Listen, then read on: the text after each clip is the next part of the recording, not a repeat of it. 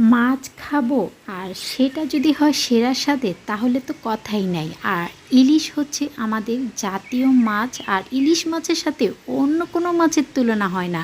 ইলিশ মাছে খুব বেশি মশলা দিলে কিন্তু সেই ওর যে একটা নিজস্ব ফ্লেভার থাকে সেটা নষ্ট হয়ে যায়। কিভাবে অথেন্টিকভাবে, এবং এখন যেহেতু পেঁয়াজের দাম বেশি তাই পেঁয়াজ ছাড়া ইলিশ, সর্ষে ইলিশ মাছ আজকে আমি শেয়ার করব। হ্যালো এভরিওয়ান, আসসালামু আলাইকুম, বিসমিল্লাহির রহমানির রহিম। এখানে আমি ইলিশ মাছ নিয়েছি, মাছটা একটু বড় সাইজের, তাই আমি পেটের অংশ আর বুকের অংশ আলাদা করে কেটে নিয়েছি। মাছগুলো ধুয়ে নিয়েছি। এখন আমি মাছগুলো সামান্য হলুদ আর লবণ দিয়ে এইভাবে মেখে নিচ্ছি, কারণ মাছগুলো আমি ভাজবো। আর একদম সর্ষে ইলিশের ক্ষেত্রে কিন্তু মাছ কিন্তু কড়া করে ভাজা যাবে না, খুবই একদম হালকাভাবে মাছগুলো আমি ভেজে নেব। আর সর্ষেটা কীভাবে আমি রেডি করব, সর্ষেটা তিতা হবে না সেটাই আপনাদের সাথে শেয়ার করব। এখানে আমি সরিষা নিয়েছি আর 3টা কাঁচা মরিচ নিয়েছি আর সামান্য একটু লবণ দিয়ে দিচ্ছি, আর হলুদ সরিষা নিয়েছি। আপনারা চাইলে কালো সরিষাটাও নিতে পারেন। আর খুব ভালোভাবে এটা আমি পেস্ট করে নিয়েছি, আপনার শিলপাটাতেও বেটে নিতে পারেন। আর সরিষা ইলিশ মানেই কিন্তু হচ্ছে সরিষার তেল, অথেন্টিকভাবে কিন্তু সরিষার তেলই রান্না করা হয়। এত মজার এই পেঁয়াজ ছাড়া এই সর্ষে ইলিশটা সত্যি অবশ্যই আপনারা করে খাবেন, না হলে মিস করবেন। প্রথমে তেলটা খুব ভালোভাবে আমি গরম করে নিয়েছি। তেলটা গরম হলে আমি একে একে যে হলুদ আর লবণ দিয়ে মেখে রেখেছিলাম ইলিশ মাছগুলো দিয়ে দিচ্ছি।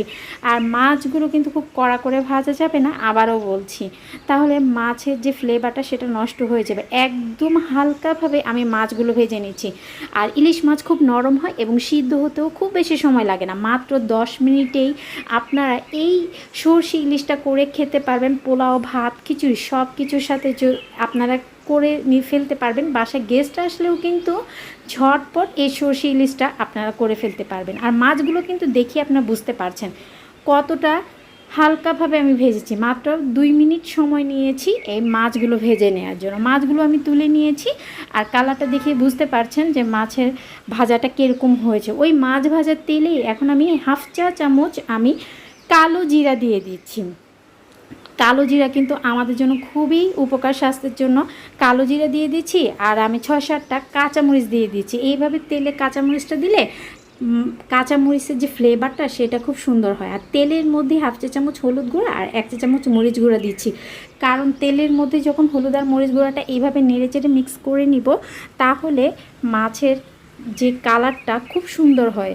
এখন আমি দিয়ে দিচ্ছি সরিষা বাটা, যেই সরিষাটা আমি খুব ভালোভাবে পেস্ট করে রেখেছিলাম সেখান থেকে আমি ভরে ভরে 3 টেবিল চামচ সরিষা বাটা দিয়ে দিচ্ছি। মাছ অনুযায়ী আপনারা সরিষা বাটাটা নেবেন। এখন আমি সরিষাটা এই তেলের সাথে 2 মিনিটের মতো একটু মিক্স করে নেব। 1 থেকে 2 মিনিট যখন আমার তেলের মধ্যে সরিষাটা মিক্স করা হয়ে যাবে, ভেজে নেওয়া হয়ে যাবে, এ পর্যায়ে আমি লবণ দিয়ে দিচ্ছি স্বাদ মতো। খুব ভালোভাবে এখন কষানো হয়ে গেলে আমি পানি দিয়ে দিচ্ছি, আর পানিটা খুব বেশি পরিমাপেই দিব। আর সরিষা ইলিশ কিন্তু একটু পাতলা হয়, এটা পাতলা খেতেই ভালো লাগে, এটা বেশি ঘন হয়ে গেলে ভালো লাগে না। এখন পানি দিয়ে আমি ঢেকে দিব কিছুক্ষণ। যখন পানিতে বলক চলে আসবে হালকা ভেজে রাখা মাছগুলো দিয়ে দিচ্ছি। আর এইভাবে হালকা ভেজে মাছগুলো রান্না করলে সরিষা ইলিশের টেস্টটা কিন্তু একদম দ্বিগুণ হয়ে যায়। তো আপনারাও চেষ্টা করবেন এভাবে খাওয়ার, আপনাদের কাছে খুবই ভালো লাগবে। যাকে খাওয়াবেন সেও কিন্তু এর ভক্ত হয়ে যাবে, এতটা মজার হয়েছে আর এত কম সময়ে এই মাছ রান্নাটা হয়ে যায়। এখন আমি অপর পাশটা উল্টে দিচ্ছি, তারপর আমি আবার ঢেকে কিছুক্ষণ রান্না করব, আর 1 থেকে 2 মিনিটের মতো। আর এত সুন্দর একটা ফ্লেভার বের হয়েছে। আর সব শেষে আমি একটা সিক্রেট জিনিস দেব, যেটার কারণে মাছের টেস্টটা কিন্তু আরও দ্বিগুণ হয়ে যাবে। সামান্য একটু সিক্রেট, আর সেটা হচ্ছে যখন মাছগুলো হয়ে আসবে নামানোর 1 মিনিট আগে, 1 থেকে 2 মিনিট আগে আমি এখানে সরিষা দিয়ে দিচ্ছি। 1 টেবিল চামচ সরিষার তেল দিয়ে দিচ্ছি। সরিষার তেলটা এইভাবে দিয়ে উপর দিয়ে তারপর আমি দিয়ে দিব প্রায় 1/2 চামচের মতো আমি চিনি, খুবই সামান্য একটু চিনি। আর এভাবে সরিষার তেল দিলে আপনি দেখবেন যে সরিষার অনেক সময় তিতা ভাব থাকে, সেটা কিন্তু হবেই না, তেতো ভাবটাও থাকবে না। আর আমি যেভাবে সরিষাটা পেস্ট করেছি সেভাবেও কিন্তু তেতো ভাব থাকে না। গ্রেভিটা দেখিয়ে বুঝতে পারছেন। আজ এখানেই বিদায় নিচ্ছি। সবাই ভালো এবং সুস্থ থাকবেন এবং আপনাদের ফ্রেন্ডস এবং ফ্যামিলির সাথে শেয়ার করবেন। পেঁয়াজ ছাড়া এই মজার সর্ষে ইলিশটা ট্রাই করতে কেউ ভুলবেন। বর্ষার সময় এখন ভরপুর ইলিশের সিজন চলছে, অবশ্যই বাসায় ট্রাই করবেন। আসসালামু আলাইকুম, আল্লাহ হাফেজ।